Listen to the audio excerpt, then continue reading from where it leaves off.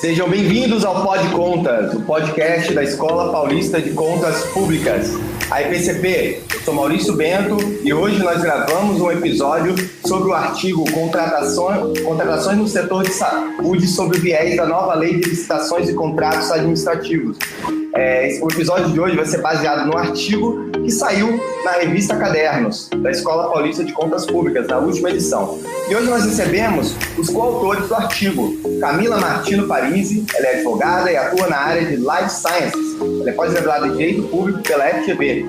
Thiago Magalhães Freitas Sá, ele também é advogado e atua na área de Direito Público e é pós-graduado em Direito Público pela PUC Minas. E Elisa Gregori Rosseto, ela é advogada e atua na área de Direito Público, graduada pela FGV São Paulo. Por fim, Ana Carolina Sarubi Góes, é advogada e atua na área de Direito Público e graduada pela PUC São Paulo.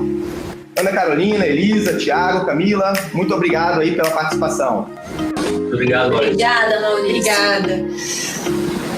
Então, pessoal, o artigo de vocês, super legal aí, que saiu na última edição da revista Cadernos.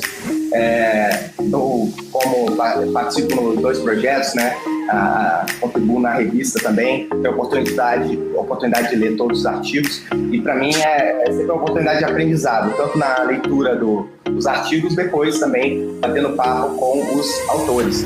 E eu queria saber aí de vocês um pouco, para iniciar essa conversa, que no artigo vocês apresentam aí um panorama geral sobre a existência de normas voltadas a viabilizar contratações inovadoras, né? Existem algumas normas nessa área, como a TEC, né? A própria lei de licitações prevê alguma coisa nesse sentido. Eu queria ouvir um pouco mais de vocês sobre isso e até para os nossos ouvintes estarem na mesma página aí.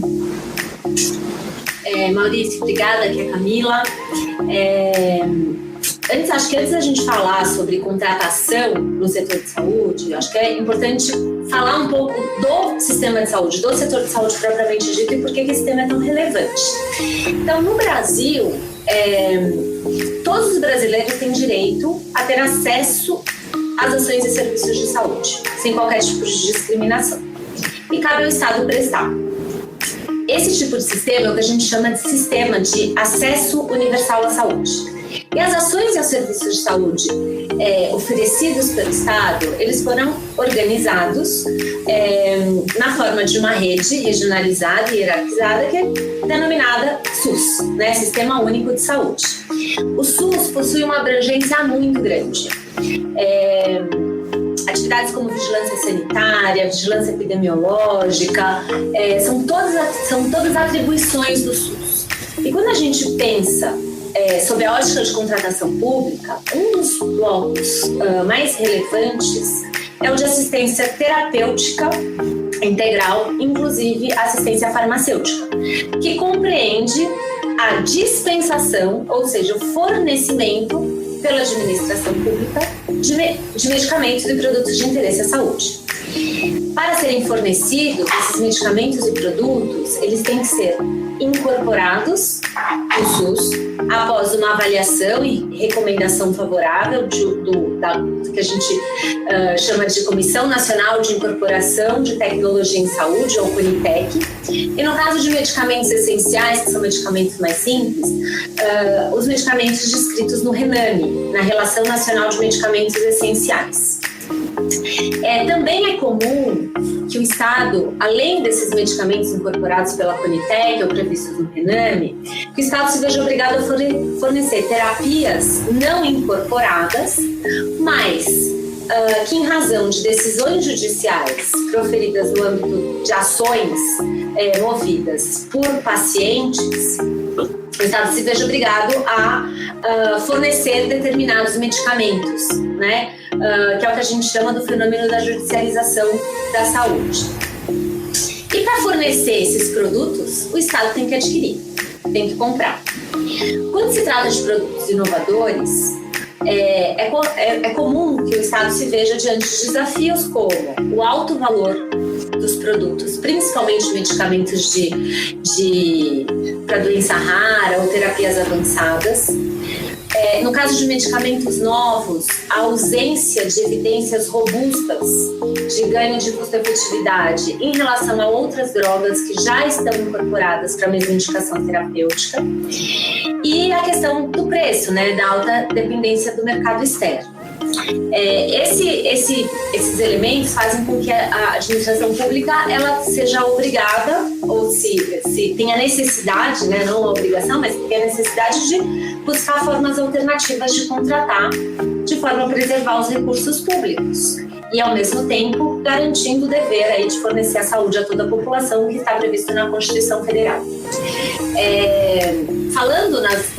Entrando mais especificamente na questão das contratações, né, diante dessa obrigação do Estado de fornecer acesso à saúde, inclusive a produtos, as primeiras iniciativas de contratação inovadora vieram na Lei de Inovação, que foi aprovada em 2004, depois foi sendo alterada, onde o uso de poder de compra do Estado e instrumentos como a encomenda tecnológica foram reconhecidos como um estímulo à inovação.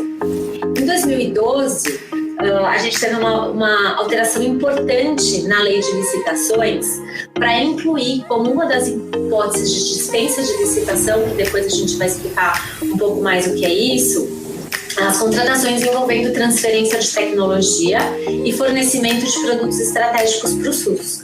Essa alteração ela foi necessária para viabilizar a constituição de uma nova modalidade de parceria que surgia à época entre instituições públicas e privadas e que tinha a finalidade de gerar autonomia tecnológica no setor de saúde brasileiro, que eram as parcerias de desenvolvimento produtivo, ou PDPs. Em 2017, a gente também teve a instituição da Política Nacional de Inovação Tecnológica em Saúde, que regulamentou o uso do poder de compra do Estado em contratações e aquisições que envolvessem produtos e serviços estratégicos para o SUS no âmbito do que foi denominado Complexo Industrial da Saúde. Enfim, a gente pode perceber que a questão de contratação no setor de saúde, ela está regulamentada, existem diversos instrumentos jurídicos que já prevêem esse uso do poder de compra do Estado. Então, a nova lei de licitação, ela veio para prever novas modalidades e soluções, mas não para criar uma dinâmica de contratação no setor de saúde que já existe há muitos anos e vem sendo implementado. Então, acho que de forma introdutória era isso que eu queria passar para vocês. Perfeito, obrigadíssimo aí por essa introdução. E eu queria continuar um pouco ainda nesse panorama geral, que você viu muito bem, para puxar uma outra questão, que é justamente as principais mudanças trazidas pela Lei 14.133, né, a nova Lei de Licitações, especificamente para o setor de saúde. Quais foram essas principais mudanças? O Thiago, falando, Maurício, antes de falar em mais detalhes sobre essas principais mudanças, eu acho que é importante a gente lembrar que antes da edição da nova Lei de Licitações, né, da Lei 14.133, havia-se uma expectativa muito grande para que a lei fosse uma lei menor, né, uma lei minimalista e não maximalista, até para prestigiar o gestor público e, enfim, possibilitar uma maior inovação, uma maior maleabilidade nas contratações. E veio uma lei um pouquinho extensa, são quase 200 artigos, uma lei ainda que lembra muito a Lei 8.666, mas a gente entende, e a gente tentou explorar isso no nosso texto, que a lei trouxe, sim, alguns importantes aspectos para que as licitações não tenham mais um foco principal simplesmente no preço ou comprar soluções, enfim, já existentes. Existem ferramentas, tanto no contrato administrativo em si, quanto em modalidades, no princípio, por exemplo, do planejamento, que dão ao gestor, ao poder público, de forma positivada, uma maior segurança para que estudem, conversem com o setor privado e pensem em soluções contratuais novas e inovadoras que são úteis não só para a saúde, mas para todas as outras áreas, né? Então, a gente entende que a nova lei, apesar de não ser uma lei enxuta, como se esperava, é uma lei que deve ser interpretada para facilitar a inovação e para não ter um foco tão grande nos dogmas do direito administrativo, como, enfim, supremacia do interesse público, disponibilidade do interesse público, compras baseadas no menor preço. Então, a gente pode falar em mais detalhes, mas a nova lei, eu sou um entusiasta, a gente é um entusiasta da nova lei. Eu acho que vai depender muito de como, enfim, os órgãos de controle vão interpretar a nova lei, de como os gestores vão trabalhar em cima da nova lei, mas existem, de fato, ferramentas que vão possibilitar o nosso atendimento, bastante inovação e bastante criação positiva com base na nova lei de estados de contratos. E aí, só para fazer uma complementação, quando a gente pensa no setor de saúde, cada vez mais se fala em acompanhamento da jornada do paciente, né? Então, o medicamento, ele é um dos insumos utilizados, né? São considerados nessa jornada. Então, se o objetivo é tratar o paciente como um todo, eu não posso ter uma contratação, ou não seria ideal ter uma contratação simplesmente baseada no menor preço. Porque, de repente, o medicamento mais barato, né, com um custo mais reduzido, ele pode não ser um medicamento que o paciente tenha uma alta hospitalar mais rápida, né? Então, às vezes, pagar mais caro pode significar ter menos tempo de internação. Então, essas modalidades de contratação inovadoras, não baseadas exclusivamente no preço que a nova lei traz, elas são importantes para alterar a dinâmica de contratação e os elementos a serem considerados quando contratar no setor de saúde. E sobre isso, Camila, complementando, a nova lei ela trouxe uma inovação bastante interessante, que ela fala que a contratação tem que pensar em todo o ciclo de vida do objeto, que eu acho que é isso que a Camila está falando, né? Então, não só na compra momentânea e imediata daquilo, mas como aquilo vai funcionar na prática e todos os benefícios que toda a duração do serviço, produto, enfim, vai trazer para o poder público, ou nesse caso da saúde, para o paciente. É nítido, então, pelo que os meus colegas aqui, Tiago e Camila, falaram, que o legislador ele optou por utilizar esse poder de compra da administração pública para realmente trazer inovação para diversos setores e para a própria administração pública como um todo. E aí no setor da saúde não é diferente. E aí acho que só apontando aqui que o Tiago colocou que é uma lei realmente extensa. Ela é extensa, acho que por diversas razões. Uma delas é que é uma lei que unifica o regime do pregão e o regime do RDC também, além da própria disciplina da lei de licitações que a gente tem hoje pela lei 8666. Então, a partir do dia 1º de abril de 2023, as leis do RDC, a lei do pregão e a lei 8666, elas vão ser totalmente revogadas e vai ter uma aplicação obrigatória em todos os processos de compras da administração pública da lei 14.133, que é a nova lei de licitações. E aí acho que é por isso a importância da gente estar aqui num ambiente como esse, discutindo aqui com vocês e aqui com o próprio Tribunal de Contas do Estado, e também trazer para perto tanto os gestores públicos quanto esses órgãos de controle, para realmente conversarmos sobre a lei, nos debruçarmos sobre ela e termos, né, a própria sociedade, processos de compra mais eficientes e com vista a atender o interesse público. Exatamente. Puxando o gancho do que você acabou de falar, Elisa, uma das inovações importantes da nova lei foi justamente a previsão do princípio do planejamento, que também já foi citado pelo Tiago. Então, no sentido literal da palavra, esse princípio, ele traduz a ideia de que uma contratação eficiente não resulta do acaso. Então, são necessárias providências, etapas prévias planejadas e bem executadas. Quando a gente pensa no setor de saúde, um exemplo clássico que mostra a importância desse princípio é a aquisição e fornecimento de medicamentos de uso contínuo e insumos essenciais no âmbito da assistência terapêutica integral. Então, para você garantir o serviço ou o fornecimento contínuo de um objeto, é preciso que haja um planejamento. A gente está falando aqui da alocação de recursos públicos durante um certo período de tempo, por isso a importância. Aqui a gente não está falando só do planejamento de estoque ou de demanda. é necessário, por parte da administração, uma avaliação prévia, caso a caso, sobre os diversos elementos que compõem um procedimento licitatório. Então, qual seria a modalidade de licitação mais adequada para aquele caso? Qual seria o modo de disputa mais adequado? O critério de julgamento, o orçamento estimado. E aqui a gente está falando justamente da fase preparatória, que é o que fala a nova lei de licitações. No fim do dia, a escolha da melhor proposta ao interesse público é possível quando a gente tem uma contratação desenhada da forma mais vantajosa e eficiente possível. Então, por isso que a gente quis abordar e chamou a atenção para o princípio do planejamento no nosso artigo. Excelente, muito completa a resposta. Eu queria passar para um outro ponto também, que está diretamente ligado a essa questão de aquisição, né? Que é justamente as modalidades de contratação aí pela administração pública.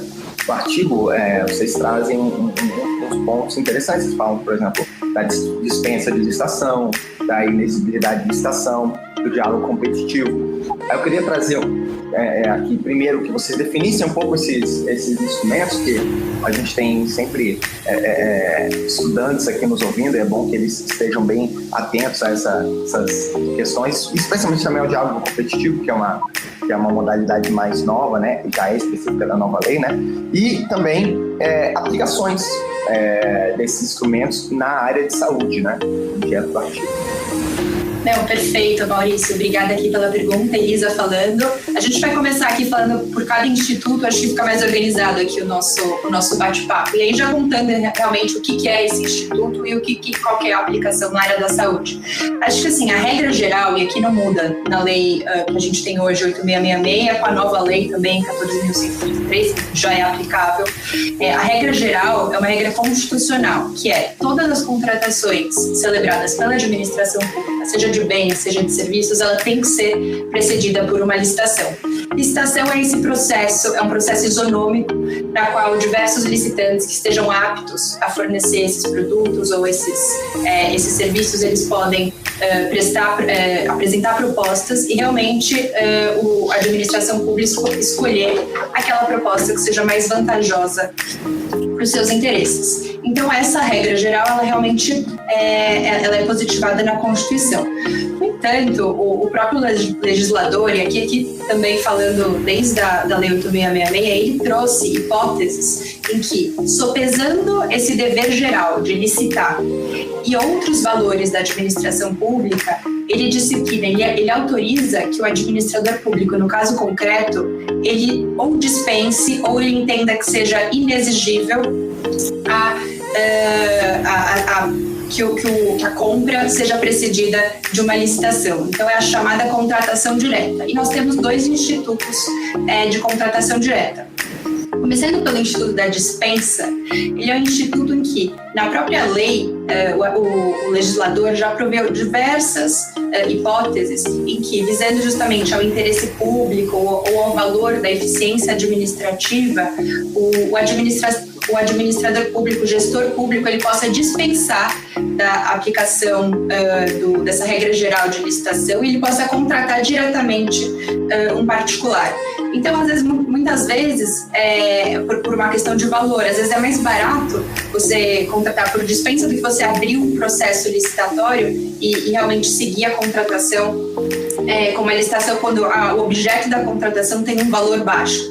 Ou às vezes hipóteses realmente que o legislador queira incentivar por uma questão de interesse público e até da própria inovação na administração, trazer hipóteses como, por exemplo, a transferência de tecnologia em diversos setores, como, por exemplo, o setor de saúde, e isso faz com que realmente a licitação, embora seja possível, o legislador optou por dispensá-la para justamente trazer essa eficiência, trazer melhores produtos, melhores serviços para o dia a dia da administração pública. E aí, na nova lei, como eu disse, esse Instituto da Dispensa ele vem desde a Lei 8666.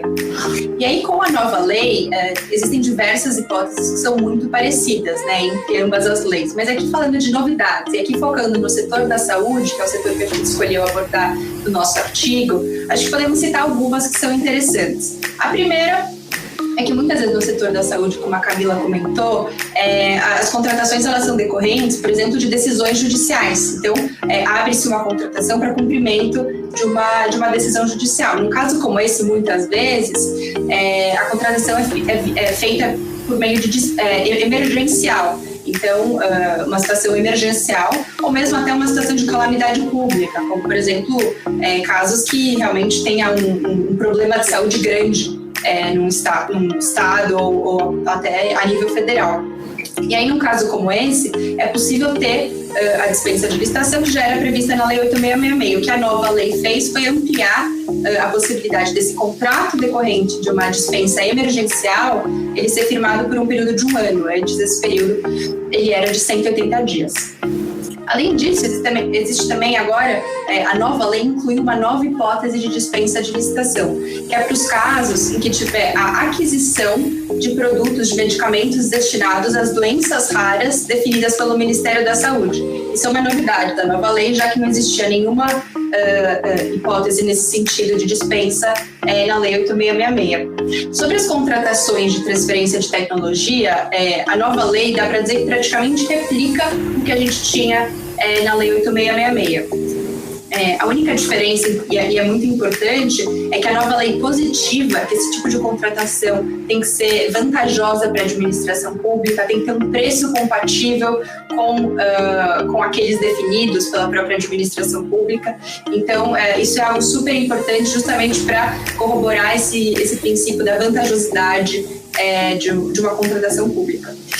Eu acho que essa questão ela foi detalhada, a gente poderia dizer, na nova lei, por conta das discussões que aconteceram no passado sobre o quanto a administração pública poderia pagar mais por um medicamento decorrente de uma transferência de tecnologia, né? Teve muita discussão no TCU sobre esse tema. Então, a nova lei, eu acho que ela aprimora o texto da Lei 8666, dizendo que o preço de aquisição tem que ser compatível com o preço praticado no mercado. Exato, isso é algo muito comum e que vai ser ainda mais comum no setor de saúde. E a própria lei, ela traz diversas das suas disposições, como a Camila colocou, já são baseadas em entendimentos dos próprios órgãos de controle ao longo desses últimos tempos de aplicação da lei 8666, da lei do pregão, da lei do FDC. E aí, por fim, para encerrar aqui o assunto da dispensa, a gente sabe que em alguns casos até é possível fazer a dispensa por questão de valor, e aí valor baixo da contratação, né? O valor da contratação tem um valor baixo, mas é mais vantajoso para a administração seguir essa hipótese de dispensa de licitação. E aí a mudança que a gente teve na nova lei realmente foi uma mudança no valor, que hoje em dia é de R$57 mil, ou seja, contratações que o objeto seja abaixo desse valor podem ser feitas por dispensa de licitação. Antes o valor da lei 8666 era menor, então essa foi uma outra novidade. Ótimo, Elisa. E assim como o Instituto da Dispensa de Licitação, a inexigibilidade também já estava prevista na Lei 8666, mas a nova lei trouxe algumas alterações e novidades. Diferentemente da dispensa, aqui a gente está falando de inviabilidade de competição. Então, são situações como, por exemplo, quando a administração quer adquirir produtos únicos, sem equiparação no mercado, ou quando só tem um fornecedor ou prestador de serviço para aquele objeto. A palavra-chave aqui, nesse exemplo, é exclusividade. Então, é aquele fornecedor, é aquele prestador de serviço e ponto, não tem competição. No setor de saúde, esse tipo de contratação é muito comum, especialmente nos casos de fornecimento de medicamento inovador, que envolvem produtos únicos ou que são produzidos por fabricantes exclusivos sem concorrentes no mercado. A gente tem também nos casos de medicamento ou terapias que tratam da mesma doença, mas que não são comparáveis entre si ou intercambiáveis, então justificando a contratação por inexigibilidade de licitação. E além dessa questão da exclusividade, a gente tem também casos em que a competição é inviável porque vários interessados podem ser contratados ao mesmo tempo, e esse é o caso do credenciamento, que foi positivado pela nova lei de licitações, mas ele já era reconhecido pelos tribunais de contas e pela doutrina. Então, nesse caso aqui, a gente não está falando de um único fornecedor ou prestador de serviço, mas de vários. É um processo administrativo por meio do qual a administração ela convoca por um edital de chamamento público os interessados em prestar o serviço ou fornecer os bens. E uma vez preenchidos os requisitos, todos os interessados são efetivamente contratados. E aí, pensando nas contratações do setor de saúde, seria o caso, por exemplo, do credenciamento de médicos, hospitais ou laboratórios, em que cabe ao próprio cidadão escolher o prestador que melhor atenda às suas necessidades. Então, a administração basicamente apresenta aí um leque de credenciados e fica a cargo do usuário, que é o beneficiário direto, selecionar o contratado. Aqui, quando a gente pensa no setor de saúde, é só um ponto importante mencionar, quando a gente fala em aquisição de produto, o que vai ser adquirido tem que estar previsto nas listas oficiais do Ministério da Saúde, né? Então, se é um medicamento, existem os protocolos clínicos de diretrizes terapêuticas, os PCDTs, previstos para cada tipo de doença, e esses PCDTs estabelecem quais são as terapias que podem ser utilizadas no âmbito do SUS para o tratamento de daquela doença. E, então, toda aquisição ela é guiada por esses documentos que diz o que, ou pelas decisões judiciais, como a Elisa falou, que determinam o que a administração pública pode adquirir. Em alguns casos, são produtos únicos, só existe aquela terapia destinada para um determinado tratamento, ou a gente tem situações em que existem várias moléculas fabricadas por diversas empresas. Aí a gente tem o princípio da competição entre os fabricantes ou fornecedores, e aí o processo licitatório de competição tem que ser observado. Perfeito. E agora, Maurício, já falando do diálogo competitivo, acho que, vou dizer que é o tema, mas eu acho que é um dos grandes temas mais importantes aí da nova lei de licitações. É um tema que traz muita curiosidade, até para saber como que ele vai ser aplicado na prática, já que a gente já que essa modalidade não existia no âmbito das leis de licitação até o momento. Então, é uma modalidade de licitação importada do direito europeu. E até o momento não houve uma regulamentação sobre o diálogo competitivo, então ainda temos que acompanhar como que isso vai ser realmente regulamentado e adotado na prática. Mas o que é o diálogo competitivo? Essa é a modalidade de licitação que ela pressupõe uma cooperação entre a administração pública e a iniciativa privada, justamente para o desenvolvimento de uma ou mais soluções que sejam fundadas em inovações técnicas, inovações tecnológicas, sempre de acordo com os interesses e as necessidades da administração. Então, são casos, por exemplo, de bens que não existem idênticos no mercado. Então, a administração ela tem uma necessidade, mas não tem nenhuma solução no mercado que atenda 100% a necessidade dela. Então, é necessária realmente uma adaptação desse produto, dessa solução que esteja disponível no mercado. E são casos também que a própria administração tem muita dificuldade em estabelecer quais são as especificações técnicas da solução e realmente do que ela precisa para atender aquela necessidade. Então, realmente é uma modalidade que pode trazer muitas inovações tecnológicas, especialmente em setores sensíveis, como, por exemplo, o setor da saúde. Existem, por exemplo, outros setores, pode ser aplicada no setor da educação ou até para casos de obras. Mas a gente aqui focando no setor da saúde, a gente acha que pode ser uma modalidade muito utilizada na prática para incluir desde a concepção de soluções para tratamentos inovadores que se tornem necessárias, por exemplo, frente a emergências, ou até demandas de, por exemplo, risk sharing, ou em casos, por exemplo, de contratação de terapias inovadoras, que demandem uma estrutura mais sofisticada, uma estrutura complexa, que envolva também aspectos até de farmacoeconomia. Então, a ideia de realmente trazer esse assunto aqui para o nosso artigo é justamente contar que esse diálogo competitivo, a ideia dele é realmente, a gente espera, que estamos muito, como o Thiago falou, entusiastas, é que ele traga novas oportunidades no setor. e traga principalmente uma maior simetria de informações entre a administração pública, ou seja, o poder público, e a iniciativa privada, justamente com esse diálogo com a iniciativa privada para entender e ir acompanhando quais são as inovações que estão acontecendo no mercado e justamente o poder público e a iniciativa privada colaborarem para definir em conjunto algumas soluções que são mais complexas, justamente pela natureza do assunto. E eu acho que a iniciativa privada, acho que ela ganha muito, porque ela vai ter uma condição, depois do diálogo, de apresentar uma proposta muito mais precisa e a administração receber soluções que atendam de forma mais específica o interesse público. Então, eu acho que é uma modalidade nova, a gente não sabe como é que vai ser implementado. A gente aguarda a regulamentação, mas que para o setor de saúde promete, ou a gente espera que tenha impactos positivos. Excelente. Realmente, a nova lei de licitações veio com algumas novidades, sendo essa do diálogo competitivo realmente é uma das que mais chamou a atenção, né? E, de fato, agora é analisar o impacto na prática, né? Na prática dela. E o último ponto, assim, que eu queria trazer para a gente fechar é sobre também a parte final do artigo, que se referia às soluções contratuais, né?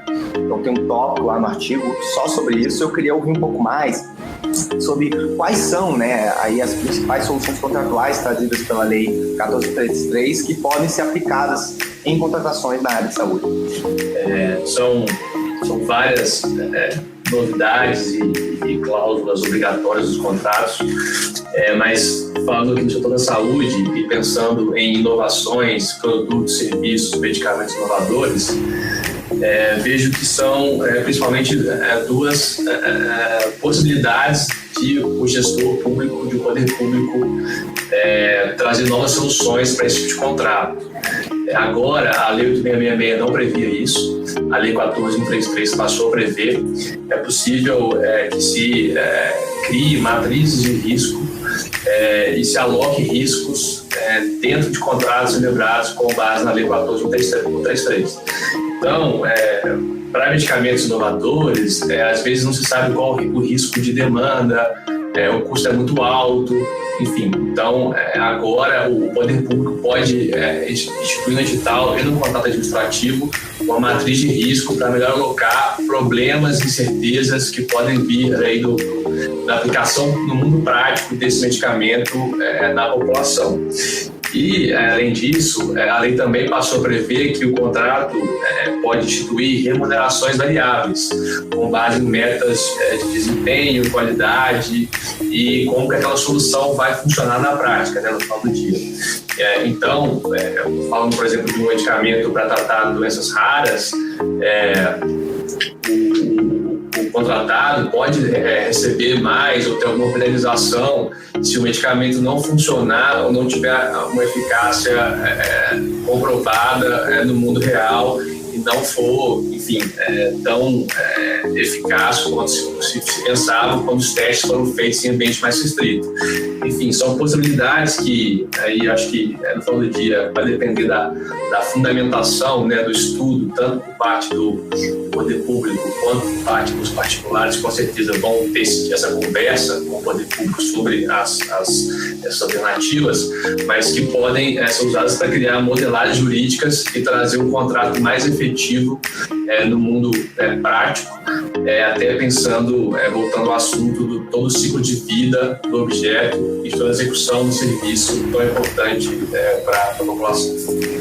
Perfeito, Thiago. Obrigado aí por essa conclusão. Então, pessoal, eu queria agradecer muito a presença de vocês. Obrigado pelo papo, obrigado pelo artigo. Então é isso, pessoal. Esse é o artigo da revista Cadernos. Olhem lá, está na descrição a revista completa e o artigo do Thiago, da Elisa, da Camila e da Ana Carolina. Obrigado, tá, pessoal? Obrigada. Obrigado, Luiz.